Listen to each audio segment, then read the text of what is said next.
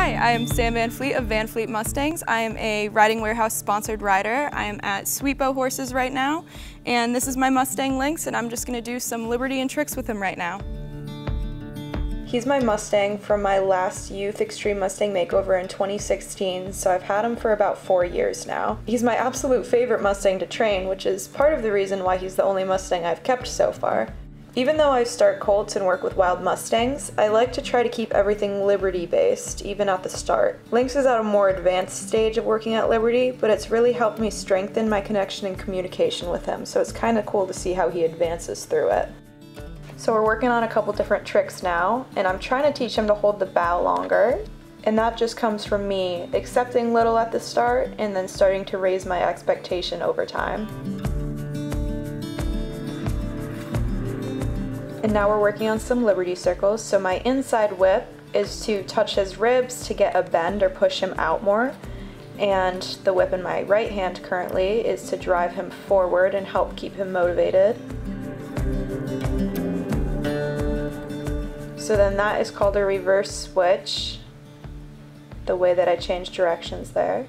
You can see as soon as I lower my energy and relax, he gets a reward. And recently I've started using positive reinforcement with tricks in liberty. We're working on having him side pass towards me. And you can see his laydown cue has gotten super soft. And I taught that with the same way that I teach it in my how-to videos on YouTube. The sit-up is a newer trick for him.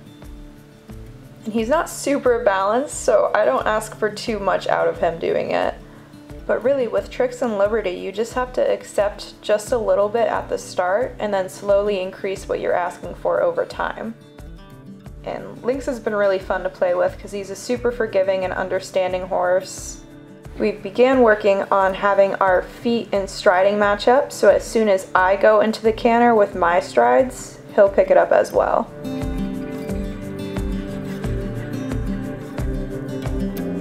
And touching back on that positive reinforcement, I make sure to give it in, I guess it's been called treat receiving mode. So I bring the treat to him and put him in almost a little bit of a frame or headset, and then he can have it, but he can never bring his nose to me and invade my space.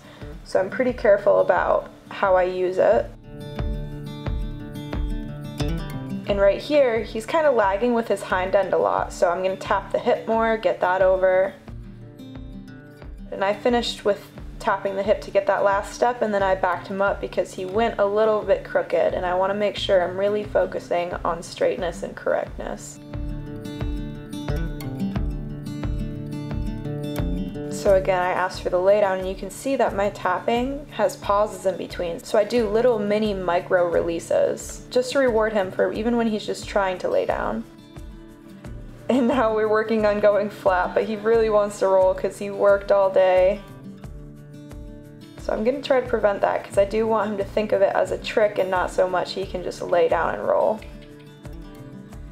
Sometimes I'll try to combine a few different tricks together. Right now I'm going to stand on him and see if I can get him to either put a leg out or start the Spanish walk. Eventually I'll transition this cue so it's easier for me to ask for while I'm standing on him. And if you teach your horse a lot of tricks and your cues are close together and you ask for one right after another, your horse might get a bit confused, but you just have to stay consistent in what you're asking. I hope you guys enjoyed learning a little bit about liberty and tricks. Thank you guys so much for watching this Riding Warehouse video. Lynx and I are so grateful to have them as our sponsors. Their sponsorship has made it possible so I can get more Mustangs out of holding, gentled, trained, and into homes.